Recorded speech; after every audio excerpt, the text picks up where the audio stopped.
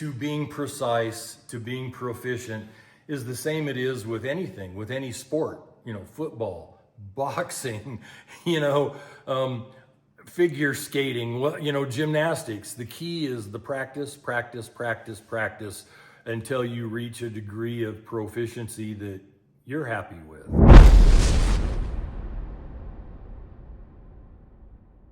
Hi folks, Tim Sundles here.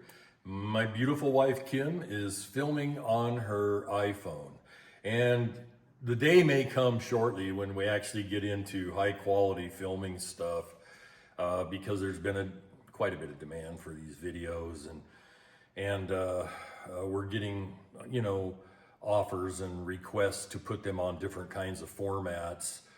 So we may go high tech, which isn't gonna make me happy, but I think it'll make some viewers happy. Today is an important video. When Kim and I first started this project of filming these videos, I want to say 9-10 months ago, we started to get serious about uploading some videos on YouTube and some of the other platforms. I made a comment. We were doing a video on shotguns, and I made a comment that I grew up as a kid where I lived. They had what they called an agricultural season in Western Oregon. And that area is all apartment complexes and golf courses now. But when I was a kid, there was Columbian black-tailed deer running everywhere. And the farmers didn't like them because the deer just invaded all the berry bushes, all the crops, And so Fish and Game had what they called an agricultural season where you could shoot a doe or a buck, and you had to use a short range weapon because you were around farms. So you had to use shotguns or archery back then. That was before muzzle loaders became a thing. And so my dad had an old J.C. Higgins bolt action shotgun, or it could have been a Sears and Roebuck, I don't know, but 16 gauge that he kept out in his mechanic shop, for shooting pests, because we lived, way out in the country, and there was always a crow or a blue jay. And we had a gentleman's farm. We raised walnuts and filberts, or might call them hazelnuts. We had a small apple orchard, those kinds of things. So we had lots of pests to shoot. Well, anyway, as a kid, I would buy the regular hunting license and deer tag and go up in the mountains and hunt with a 30-30 or a 30-06. But then I could come back home and fill my dad's tag, my mom's tag, my sister's tag, my tag, all at the agricultural season shooting shotgun slugs. And I made the mistake of saying, and it's not a mistake, it's just a mistake because people are so ignorant, of saying that I got used to shooting deer in the head at 100 yards with Foster style slugs out of my dad's 16 gauge. And oh my gosh, I'm amazed at this digital era where people are brave enough to just come online and go, "You're a liar." They don't know me. They don't know who I am or what I do, but I'm a liar. That's a real intelligent way to approach things. So I want to talk about what a 6 o'clock hold is. If you're not skilled enough or not experienced enough to know how to use a 6 o'clock hold and make headshots on deer with a shotgun slug at 100 yards just using a front bead and nothing else, you haven't done your homework. And my homework my whole life has been shooting. So let's talk about the shotgun bead first. A 6 o'clock hold only means, excuse my fine artwork here. A 6 o'clock hold only means that you're holding at the bottom of your target, and which means the projectile, whether it hits right there, right here, right here, right here, doesn't matter. You're still using a 6 o'clock hold. And it's up to you where you want that projectile to hit. The beauty of a 6 o'clock hold, and this is supposed to just be a shotgun bead, a simulated one.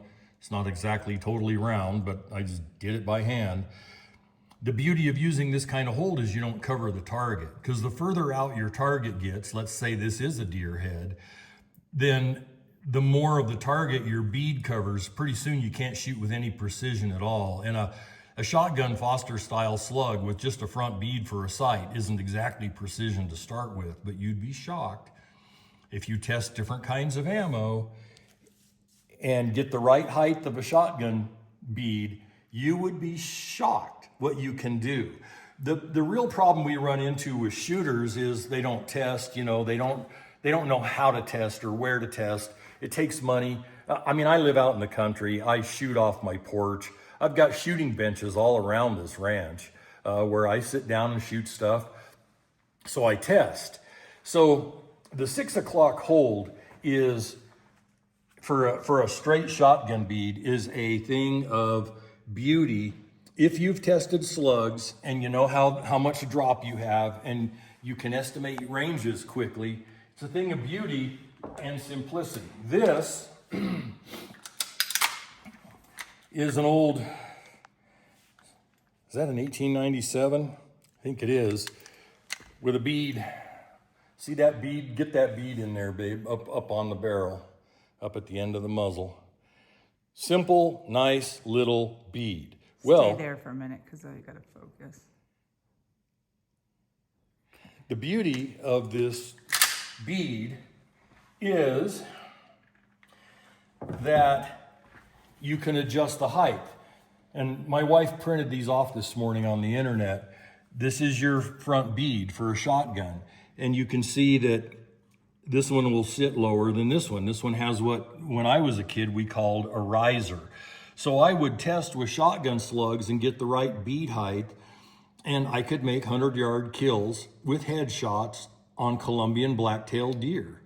And for the fool that just called a complete stranger a liar, you probably weren't raised with a strong father in your home, because there's no manners in doing something like that. So just to be clear, that bead, the circle, is going to be what is that, correct? Yes. So that's your shotgun bead right there with a 6 o'clock hold. And you can raise or lower them by the height of riser you get, and it takes testing, which costs money. And the way to do that is first test different slugs in your shotgun for accuracy, say at 25 or 40 yards. And then when you find the really accurate one, then you start playing around at longer ranges. You do it a step at a time. And then you adjust your bead height for the range. So enough on shotgun beads. Let's look at a typical handgun looking sight, which is a square rear notch, and this and this are light. Here's your front partridge post, and a partridge post just means kind of a flat top on it. If you want to see a picture of a partridge post, here's one. It'll be flat on top. So point out the flat on top part. It's just flat on top. So it gives you a sight picture like this, especially when it's in a square notch. Here's your rear sight, which is a square notch. Now, again, the same thing applies to the shotgun bead, applies to a partridge type handgun sight or a partridge type rifle sight. You can get a sight like this on some rifles. 6 o'clock hold, and whether the bullet hits right at the top of the front sight or up here or up here or up here is up to you, but it's still a 6 o'clock hold. Let's say that this is a deer's heart, okay? You know where the heart's located? You put your sight right at the bottom so you don't obscure your target. You press the trigger and the bullet's gonna hit up here wherever you've sighted it in for. And I learned this stuff as a kid just through experience. If your sight obscures your target, you can't get precision. And when you shoot a lot like I did, I used to get the copper-coated 22 shells, like the CCIs, and I would stand with the sun behind me, and I would shoot, and the sun would glint off the copper coating, and it's just like shooting tracers. And I learned early on, as a teenager, I learned this, hey, it's really cool if I can see the target and see where my bullet hits. Well, if you don't use a 6 o'clock hold and you obscure your target, you're certainly not gonna see where your bullet hits. So Let's give an example, and I'll probably just hold. This is a bow and Nimrod. Get over here in the really good light. And I'll try to line this up for my wife. The rear notch has a white outline on it. That's fine. Some don't, some do. And the front sight is a partridge with little gold bars. Do those gold bars show up? Mm-hmm. Those gold bars are for raising your sight for shooting long range. So let's say I want to shoot at 300 yards. I just use that first or second gold bar. And if I just want to shoot at point blank range, I lower my muzzle so I get this basic sight picture right here. On whatever bar you choose. Well, if this thing had gold bars, you end up obscuring your target because you hold the gold bar up here on top of your rear sight. So here's another. This is another bow and Nimrod. This one's a 475 that has the rear sight painted for contrast. Also has that rear notch kind of enlarged, and then the front sight is also painted to give contrast between the rear and the front sight. Okay, but hold it. See if I can get it to line up about. Well, and I'm moving too. I'm wiggling. But that's your square notch rear sight with a partridge front. My favorite kind of sight for most handgun uses. Sorry, folks, that's the best I could do. But you get the point. Yeah. So when we get down here, now we're talking, instead of a square rear notch, we're talking a U notch. Same idea, your front sight, your partridge sight comes up.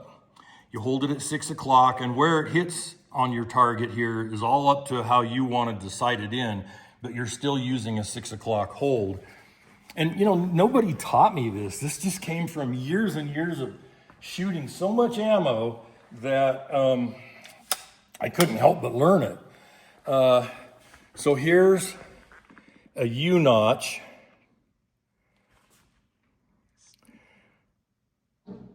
And that's not a front dot sight. That's got a flat top on it. It's a partridge with a dot, a luminescent dot. Well, so if you want to shoot precision, you use the top of the sight, of the partridge sight. If you want to shoot fast, like in self-defense, close range situations, you just line the dot up and start yanking the trigger. So it's kind of a dual purpose sight. This is a Wilson EDC, one of their X9 2.0s. This is a nice pistol. I mean, I'll be carrying this pistol for the rest of my life. But Wilson does a lot of these U notches on their upscale combat guns. I like the U notch. I also like the square rear notch. Can you get that?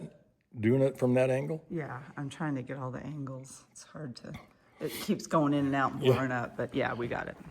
Okay, now, do we have a U-notch? Oh yeah, here's a picture, better than anything I can probably show you because it's not wiggling around. There's a U-notch. In fact, this looks like it's probably off the same pistol or very close. That's what Wilson's sight looks like. And you can see there is a flat partridge top, but there's also a dot for fast acquisition. And that's what we tried to just show you, but it's I know, hard to see. it's really hard. I think I got it, actually. It's Yeah, just, I'm sure you did. Don't worry about it. But it's pretty cool. And this U-notch on this gun does not have a white outline. It's just black. And Yep, if I'm going to carry this gun, that'll probably end up a different color back there, just for fast contrast. I mean, it's not a target gun, it's a combat gun, so you want things to be fast, but you also want precision for different reasons. Okay, so this is what's called an express sight or a V-notch, and that's supposed to be a round, hey, my artwork only gets so good, it's supposed to be a round bead.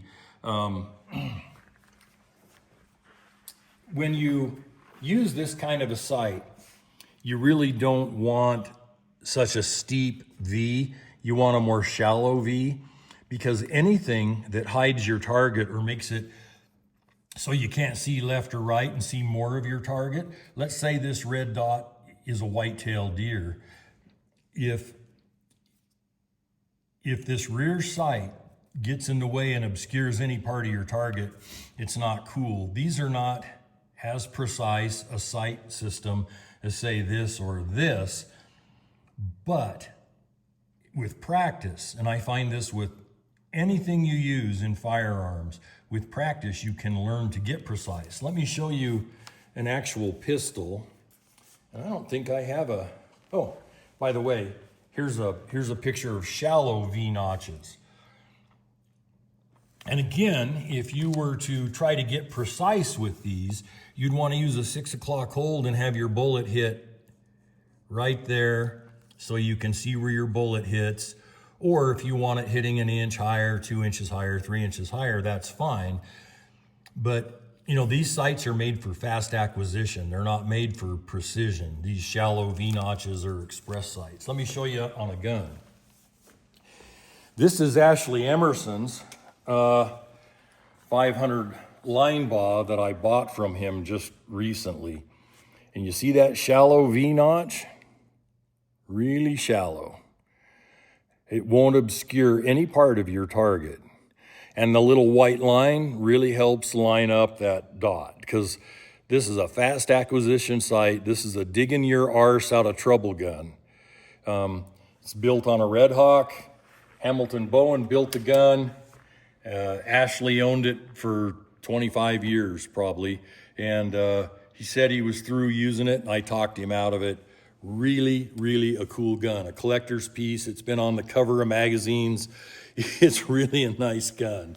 I have another one built by Dave Clements that's equally as nice. So anyway, that's your shallow V notch. Now, one of the most useless sights I've ever seen is a buckhorn style sight. They're really hard to get precise with. And with practice, you can get precise with them. I'll go get over here in the light. It's a little better, I think.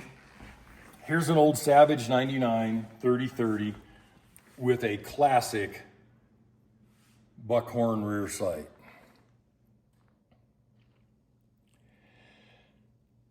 And those front sights on these things can be a bead, they can be a partridge post, they can be a lot of different things. Hold it in a different direction because the lights. So you can get the... So I can line it up sort of as best I can. Let's see. So here we go. And these are the original sights on this gun. Yeah, you can tell when I go close up. And that looks like a white line on the front of it. It really isn't. It's gold. So let's go closer. It's just everything about it's imprecise. But you know, this was the style of sight used at the turn of the last century. And they still make them on new Winchesters and new Marlins. I mean, you know. Hard to see it, but yeah. Yeah, there's a lot better sights that can be used. Now, I'm talking about iron sights, and if you look at this picture, you can see where I just by hand drew a crosshair through it. What I'm saying about 6 o'clock holds doesn't necessarily hold true with crosshairs, because they're fine, they're thin, you can see where your bullet hits, you're not going to obscure your target by putting a big front sight right in the middle of it. So what I'm talking about you can do with crosshairs on an optic, but it's really not necessary. Most people have, say if they sight in at 100 yards, they're shooting an inch or two high anyway for trajectory purposes for longer shots. So let's get down to the aperture sight, which is one of the most usable types of sights for precision, for fast acquisition. I mean, here's your front sight, your post, your partridge style post, held at 6 o'clock on the target.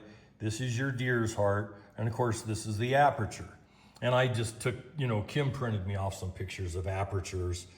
I will say, always go large. When you get in shadows like heavy timber, large holes gather more light, they don't get shadowy. This thing will get shadowy as can be, and you'll monkey around, take a long time to get your sight acquisition, whereas this will be fast. And again, with practice, that can be just as precise as this. It's all about practice, use. So let's look at some really, really innovative. Here's an old Ithaca deer slayer. It's got a Skinner aperture sight on it, and I can actually enlarge that by taking out the aperture, and if I ever decide to use it for deer hunting, I will. And it's got a funky doodle front sight, kind of a fiber optic looking glow in the dark thing on it. So you want the orange right in the center. Right in the center, and then hold it 6 o'clock on your target. Which I can't get very well, but you get the idea, But folks. these old Ithaca deer slayers are really a useful shotgun if you hunt deer and stuff with a shotgun. And there's lots of places where that applies, in the Midwest around farmland and stuff where you want a short range weapon. Here's one of the most innovative, and it's sitting here in this little vise. Here's one of the most innovative aperture sights I've ever seen. And this is a Beretta model 1301. Which we did a video on. You can find it in our library of videos if you'd like to see it again. What's or you so haven't cool, seen it. let me get my pointer here. They're using a rear aperture, but they covered their bases for extra fast close range acquisition by putting a white dot on each side of the aperture and a white dot on the partridge front sight. Now that's a flat topped partridge sight. So you can aim when the lighting is good and you're trying to shoot for precision like you would deer hunting. You can aim with the top of that sight centered in the aperture, held at 6 o'clock on your target. But if you're in a combat situation and you've got to shoot fast and the distance is only 15 yards and the lighting is bad, you can line up that white dot and that white dot with this right in the center and just start yanking the trigger with a fair degree of combat accuracy. That's a really innovative sight. I love it when companies go the extra mile to put proper sights on a weapon, and you pay for these Berettas. I mean, they're $1,750, $1,800, but you know what? They work. A lot of thought went into these. They work. And that's a lot better than paying $900 for something that doesn't work, especially when you consider the purpose of this gun. This is a protect the homestead gun. It stays in my bedroom. So anyway, that's kind of a rundown on iron sights. And I want to dispel one myth. People talk about open sights as being iron sights. Well, that's an open sight. That's an open sight. These are open sights. That's an open sight. That's an open sight. That's an open sight. That's an open sight. This is a closed sight. So, yeah, it's an iron sight, but it's closed. It's not open. I know, stupid details, right? Anyway, this kind of a video is just to give people. You'd be shocked how precise you can be with iron sights of all types.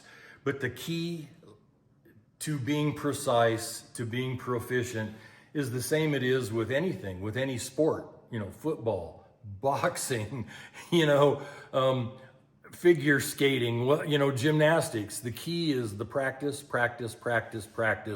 until you reach a degree of proficiency that you're happy with. And like I said, I learned this just shooting as a kid. And because one man can do something that another man can't do or can't even conceive or has never tried or thought of. Or understands. Doesn't make the one man that can do it a liar. You know, we need to work on our courtesy on digital communications. There have been times with people I know and that I have dealt with that I have called a liar online, but I know them and I've dealt with them. And, you know, they get on a public forum and tell a lie or say something really stupid that has to do with my freedoms, my constitutional rights. I'm going to jump them for it.